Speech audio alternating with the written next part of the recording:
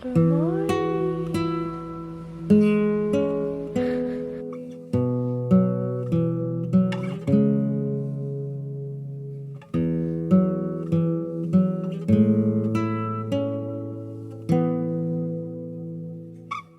We did it. We just got out of our IUI appointment. It is 8:47. That only took like 10 minutes. It went fine. It went great. She said Scott's numbers were flying colors. Through the roof. Passing. Perfect. Actually, the word she used was perfect. Perfect is the word. He's not the problem, which we knew that. So, in 2 weeks we can test, and actually the 6th. So was that exactly 2 weeks? I don't know. To test to see if this IUI worked or if it didn't work. Then we're back to probably birth control again, but we'll see. We're not gonna think that way. We're gonna think it worked. Right? Well, after cruise, I tested 8 days after because I was so nauseous. Like I had a feeling I was pregnant, and I got a positive. So I'm gonna try not to test till the 6th, but I don't think that will probably happen. I'll probably end up testing next Wednesday, which is day 8, and we will just see. It doesn't hurt or anything. It's just really awkward feeling. Like they put the like speculum or whatever it's called. That's not what's called. She's called it speculum. Sure. The thing you get a pap smear anyways, like a normal thing a girl sees all the time. They put that in. This one was freaking ice cold, so that was annoying. But then they just hook up a little catheter and shoot the sperm in like a tube in the catheter. And then they unclip the catheter and then it all comes out. And so it's really easy. It's just really uncomfy.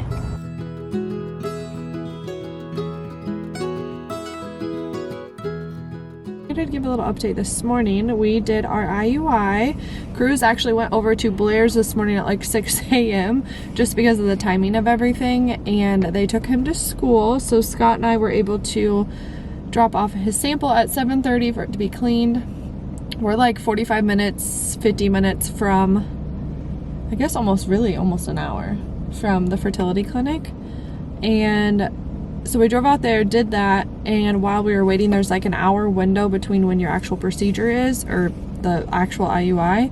So we went and had breakfast. We went to the Shack in Kansas. Is that Kansas?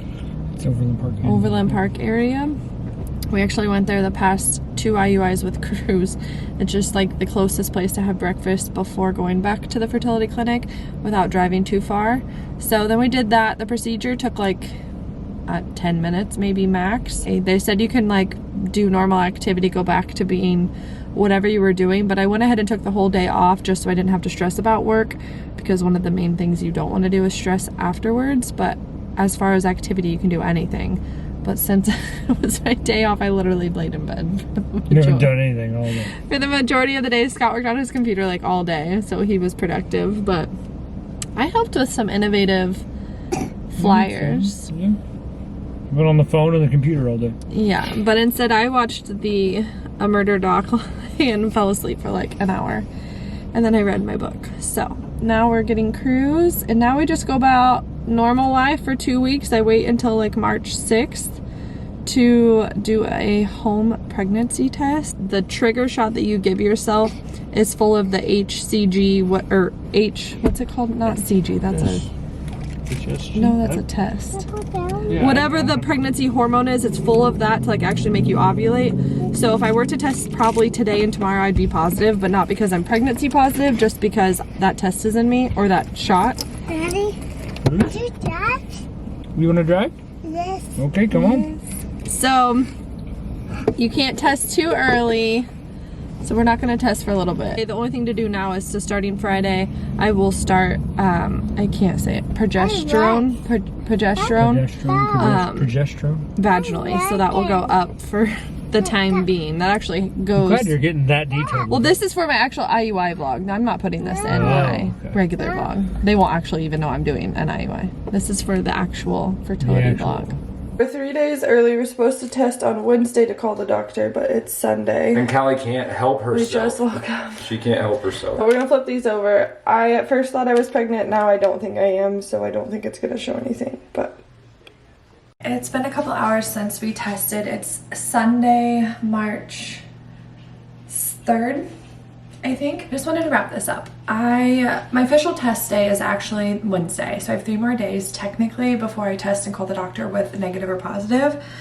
But like if it was positive, there would be something there. When I was pregnant with Cruz, which I know it can be different every time, but I got a clear full-blown pregnant positive on day 10 after the IUI, which I know is early. So I didn't expect that exactly every time, but I expected it to be some type of faint line if I was going to be positive in 3 days. So I will still test on Wednesday, and I'm not completely giving up, but I kind of gave up. Like I realized this is probably not, this is the end of this cycle, and we're going to start over, wait for my period, and then go back in for another ultrasound and do letrozole, ultrasound, however many times needed, and kind of start over. So that's okay. I was bummed at first, but I kind of had this feeling that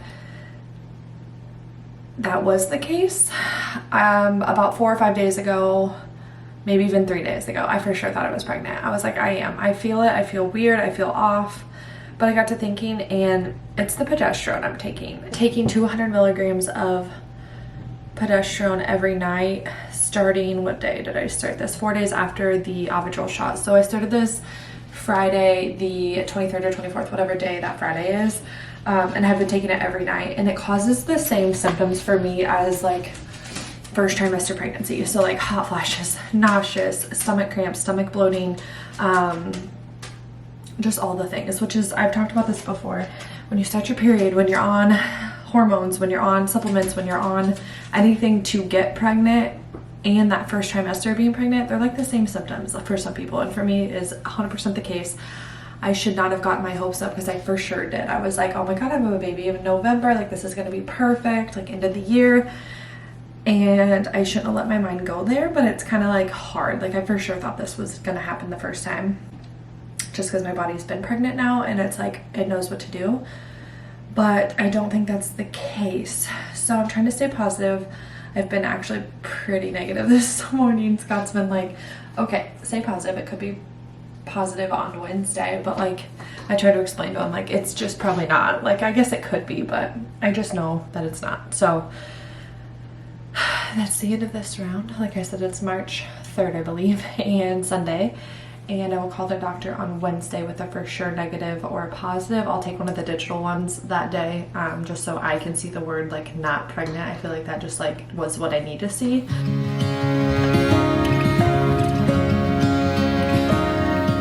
Hello, happy Friday. I am in the middle of our driveway. I'm getting ready to go get Cruz. I'm off work. Happy weekend. I just wanted to give a quick update of fertility stuff. So I don't even know if I've talked to the camera since, but our IUI in February, we did one on the 20th, was unsuccessful. I found out on Wednesday. I started my girl time, and I was bummed.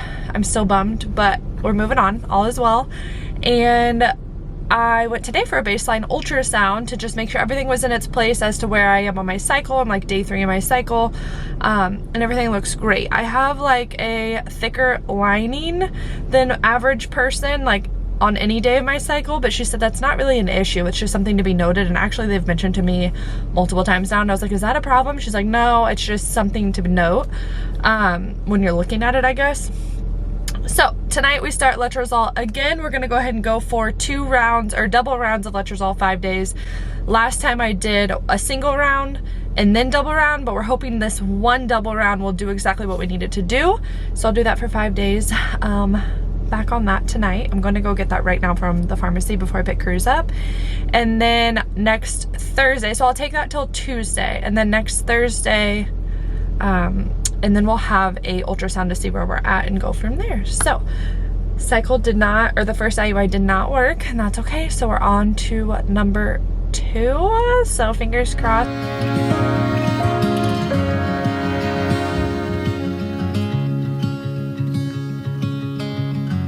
Just got our order for our IUI shot again in the mail. We need to unpackage it and put it in the fridge. Morning, happy Thursday. We have a ultrasound appointment this morning, and I'm just gonna take you along. So it's 6 o'clock. I got up at 5:30, started working. I just threw some clothes on, and now I'm gonna go finish working for a little bit. I need to leave around 6:40-ish. Chris is still sleeping, Scott is working out, so good morning, and I'll take you along to my fertility appointment today. Oh, really? Busies. Thursday, March 14th, and I told you I would take you along to my appointment this morning, and it kind of just didn't happen. I got caught in traffic. I literally pulled into the parking lot at 7:30 when I was supposed to be up in the office at 7:30, but they also opened right at 7:30, so like it was fine. I walked in and I apologized for being like 2 minutes late by the time I got up the elevator, and he was like, oh my gosh, don't, we just open the doors. But I was all frazzled, so I didn't really take you along into the appointment, but it went good. So I just finished. So I went in today for an ultrasound to get a follicle check. I had one follicle that was at a 17, which is great. We wanted to be anywhere from a 17 to a 22 to do the IUI and the trigger shot before, and that one is our winner. So it is a little hazy, and they say when it's a little hazy, that means it's about to ovulate, so it's about to basically drop and ovulate. So we want to get this going. I am doing a trigger shot today at noon. So I went in this morning, I found out today at noon, so in a few hours I will do a trigger shot here. And then I will go in tomorrow at 8 to drop off Scott's sample, get it cleaned, and we'll go to breakfast, and then we'll have an IUI tomorrow at 9 o'clock. So March 15th we will have an IUI. Kind of crazy. I didn't expect it to happen just like that. But in the next couple weeks we'll find out if it worked or not. It's actually right before Easter, we'll find out. And we'll be in St. Louis for the Supercross. So we will find out in a hotel if it worked or not. Actually, I'll probably test a couple days ahead of time, just like I said, like day 10-ish, you should know if something's there. But they want that official test date and a message into the portal on that date, which is that Saturday before Easter, and we'll be in St. Louis. So I will do that, but I'm very, very excited. I just wanted to give a quick update. I had already changed out of my outfit, just threw my hat back on, so you didn't see my bad hair day, but yeah, I'm really, really excited. Just getting it all prepped real quick. Paw Patrol Band-Aids and our shot. So you just pull it off and pinch it and at an angle. It's in. And then you release and you start putting it in. Kind of burns.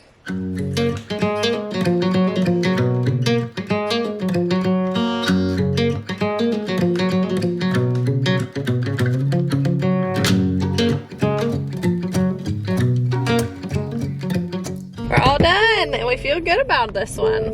Yeah. I got the same girl the same girl as I had yesterday that I left and told Scott. I was like, I hope we get the same girl today to do my IUI. Not that the last girl was any issue. It just, I felt comfortable with this girl. So it was good. I definitely feel like she definitely got in there. So she got in there. So I'm hoping this one sticks. We did 2 IUIs for Crew, so this is the second one for this hopeful potential baby. So it's gonna work. Fingers crossed. We feel good. Now we're going back to work. Stopped at Scout, got my favorite coffee, their cold brew white chocolate raspberry splash of creamer. I'm gonna get back to work, or starting work at 11, working till 3. Hi baby. Hi. How are you, Kiki? You guys, when I say I literally cried when I opened the door and saw this. I didn't even know who it was from yet, but it is Wednesday, I think. Yeah, Wednesday.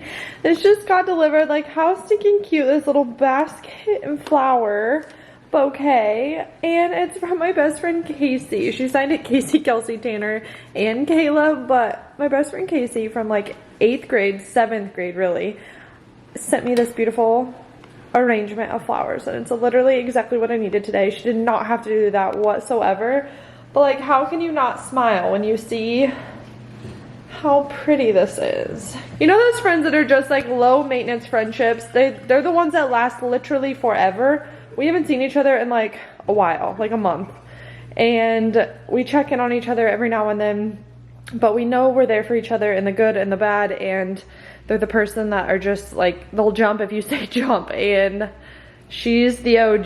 She's the OG bestie, and she sent this, and it's freaking beautiful. And Thank you, thank you, thank you. I feel like I haven't really given an update on the IUI journey and like where we're at right now. So I'm sitting in my driveway, getting ready to leave. I have no earrings on and I feel so naked.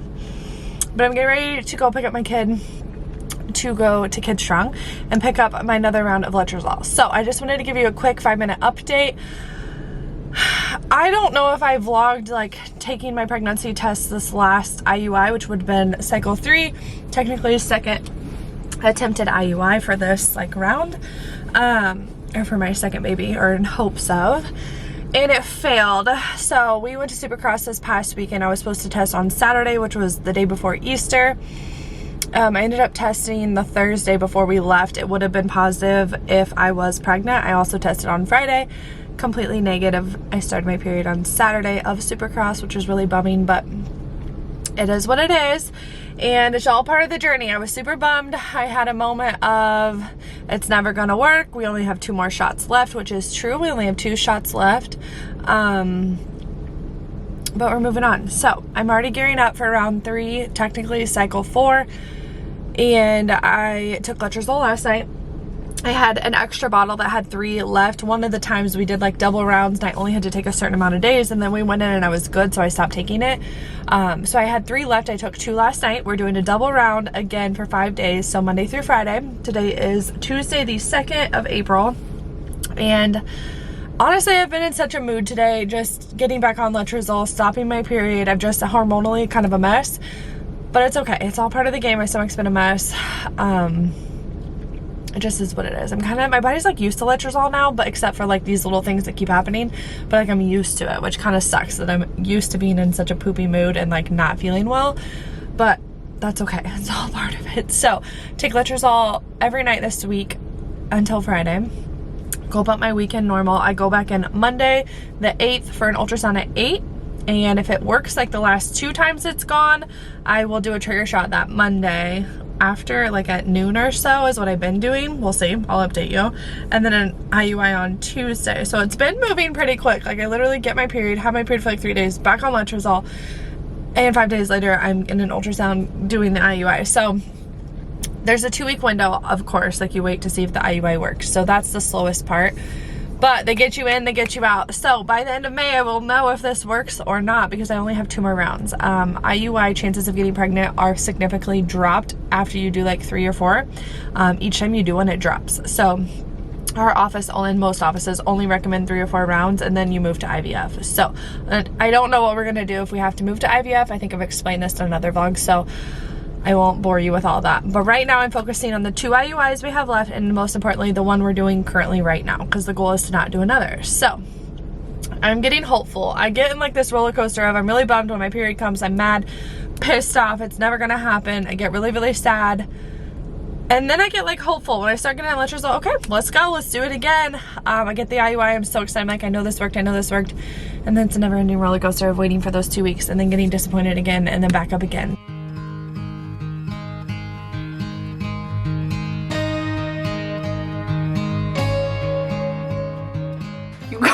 Why do I have the worst luck?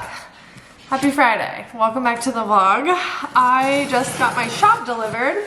This poor FedEx man. So if you don't know, when you call to order your shot through the fertility pharmacy, they like say, do you want a signature on it? Do you want us to drop it off? Because we live in like, I guess the country-ish, sometimes our addresses get really confusing, like when you're looking at the map, and sometimes it sends you to like the house next door or across the street or like 2 houses down. And I didn't want that to happen, especially with packages like this that have to be refrigerated immediately. So they overnight it so you can get it and put it in the refrigerator immediately. But that you have to have a signature. I work from home. Why wouldn't I be able to sign for it?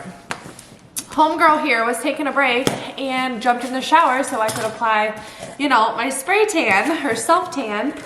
And the guy came and rang the doorbell and I never heard him. My phone never went off and never like jumped at me. I would have ran out there in a towel and signed to get this shot. Like I never did that.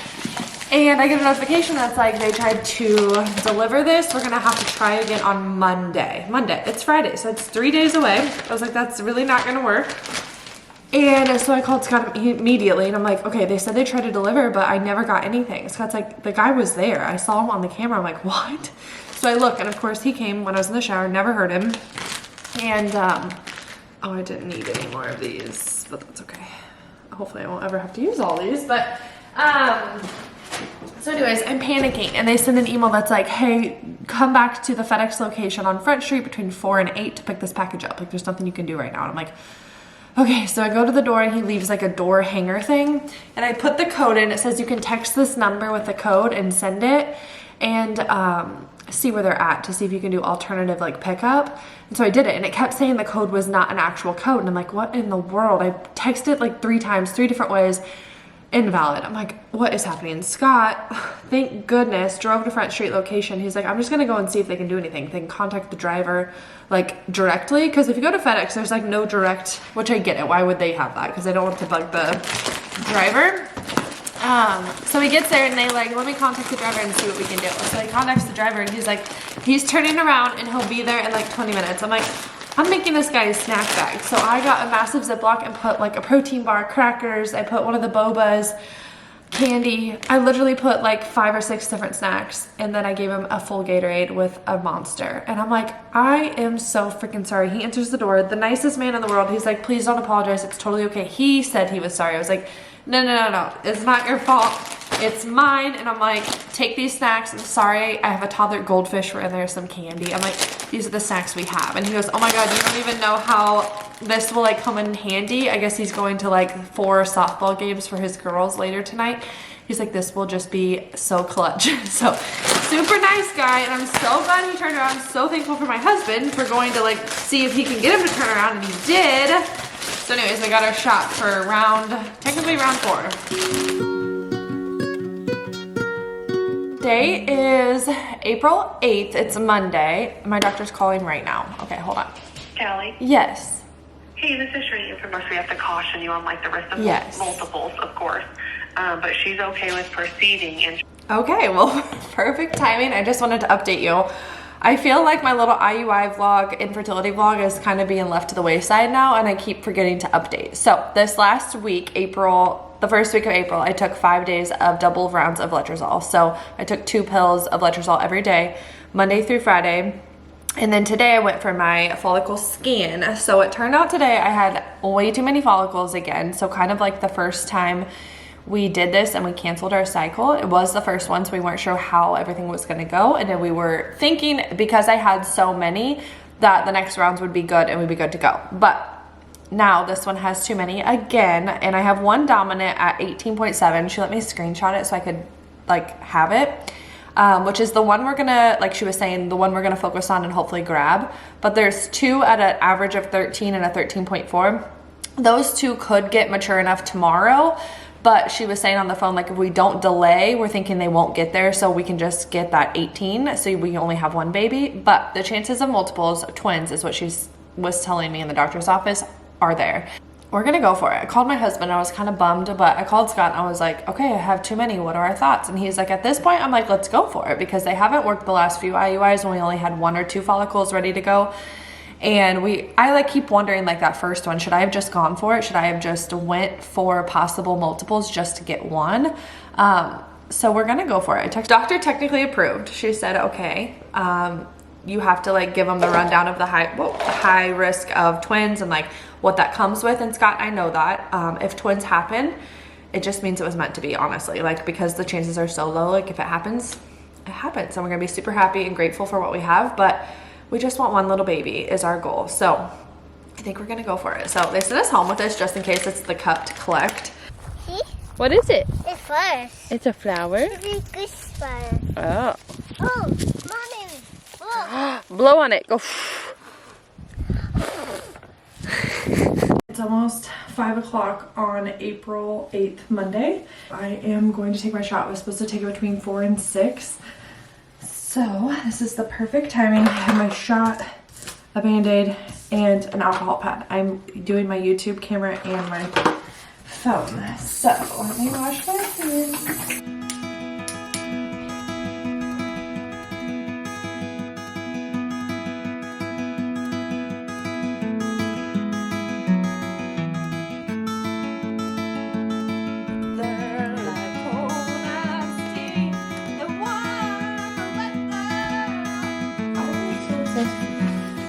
just seen in the vlog. It's April 9th.